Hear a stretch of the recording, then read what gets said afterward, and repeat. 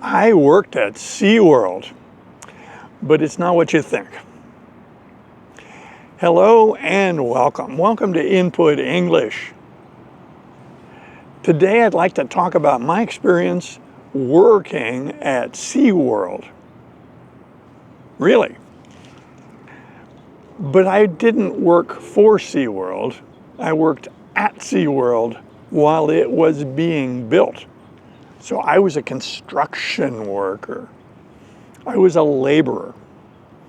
And so when I got there, the Seaworld complex had not really been built. It was a series of work sites, each one overseen by managers and foremen, and the various trades were represented.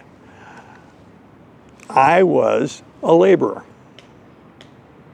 I was tasked with sweeping, carrying things, stacking things, and helping to pour concrete. The laborers poured the concrete. There were also carpenters working there, and they built things out of wood or wood with various fittings. There were steel workers, and they fitted the steel structures. They also assembled the reinforcing bars for concrete structures that we were building. So, for instance, if we were going to build a swimming pool, the laborers would dig that pool. No. The laborers would get help from another group called operating engineers. An operating engineer operates heavy equipment. And so for a swimming pool, the operating engineers would dig a hole. And then the laborers would go in and refine that a little bit as needed. And then the carpenters would come in and set forms. They would put in the wooden structures, the temporary wooden structures that would contain the concrete. And then the steel workers would come in and lay the reinforcing steel in, and they had a reel of wire on their belt often, and they would use that wire to wire the steel reinforcing bars together. They called the reinforcing bars rebar. So they assembled the rebar and wired it together in a network of reinforcing steel that would be embedded inside the concrete. After the rebar had been assembled, then the carpenters would come and build more forms. And when the forms were finished, it was time to pour the concrete. Frequently, the concrete was poured in stages. You would build the base of a structure and then build forms up from that. And so you didn't necessarily make a concrete structure all at once. Frequently, it was built in stages. When it was time to pour concrete, the concrete was delivered in trucks. We called them cement trucks, but they were concrete delivery trucks, and they had a large drum that rotated to keep the concrete mixing and not solidifying. When we were building Seaworld, the widespread use of pump trucks wasn't really a thing.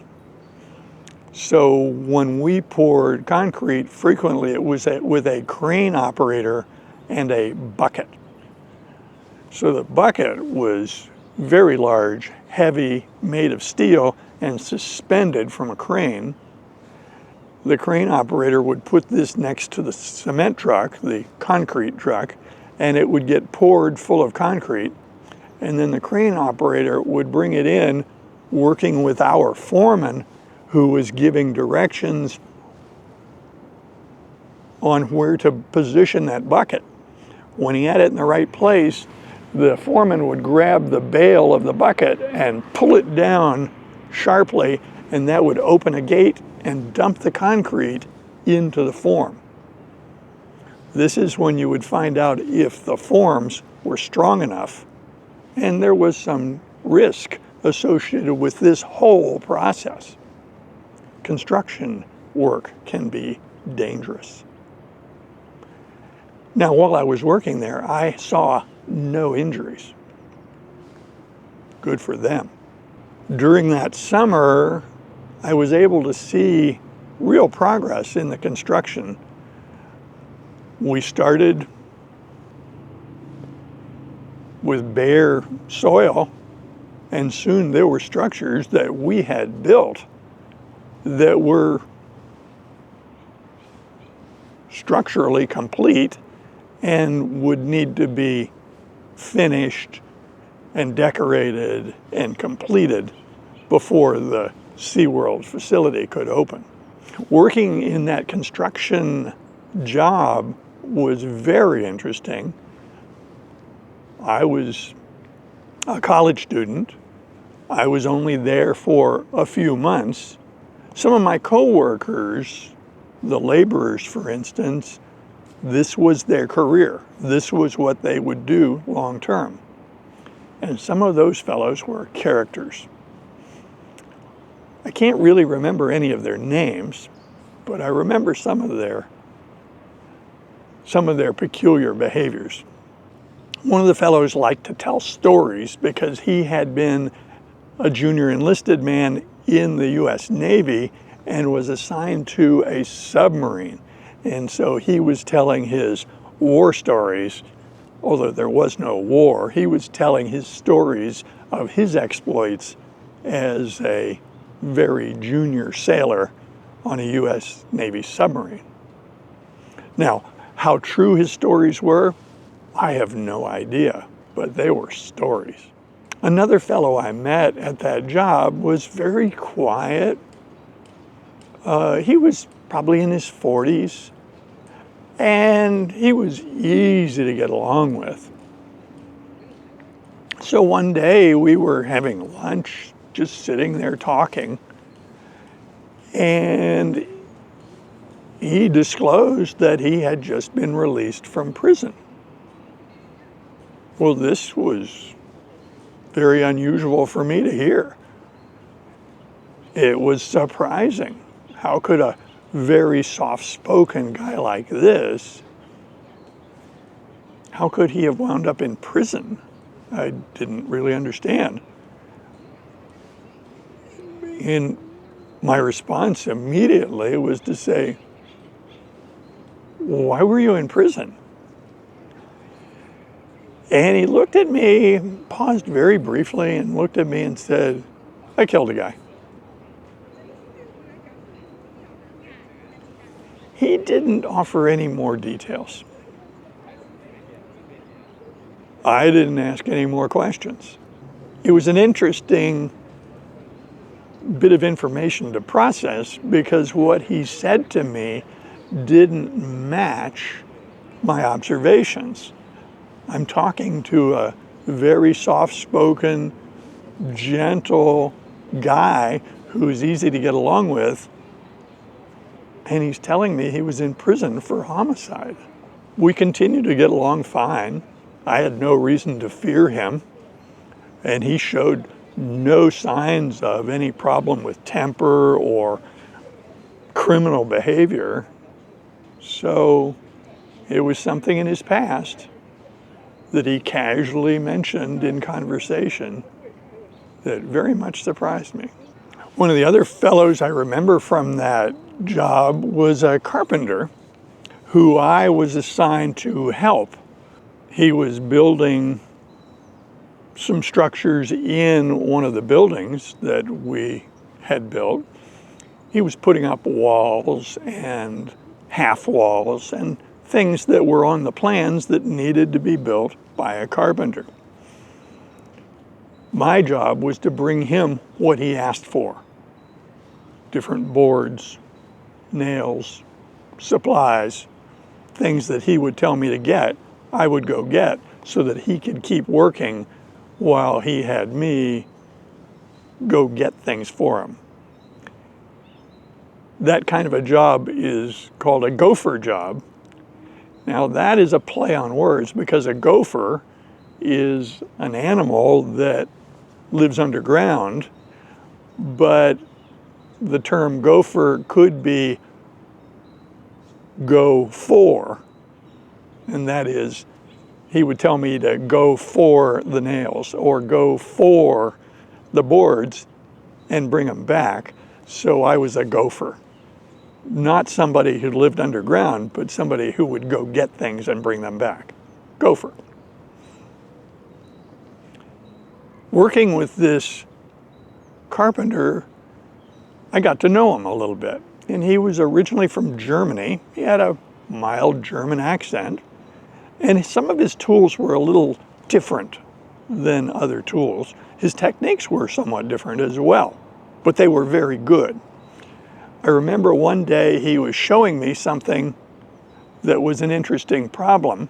When we had poured the concrete floor, it had not been finished very smoothly in this particular area, and he was faced with putting a board down on uneven concrete.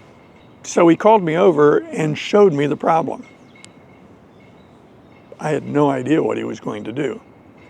He had the board that he was going to put down, but when he trialed it in position, the uneven surface meant that it wouldn't conform to the floor at all. It would be terrible.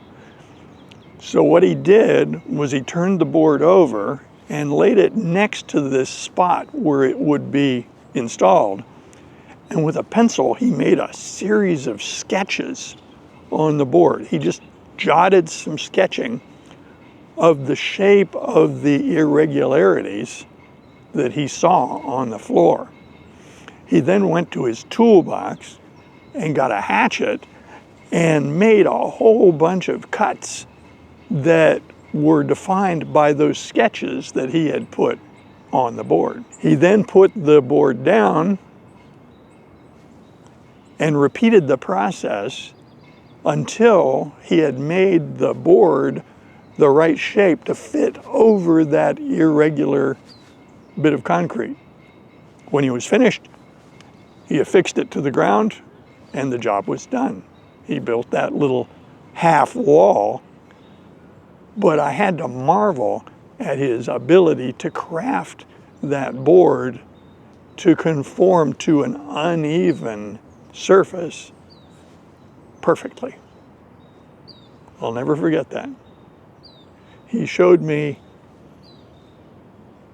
his pride of workmanship, putting a little effort into it to make the result better.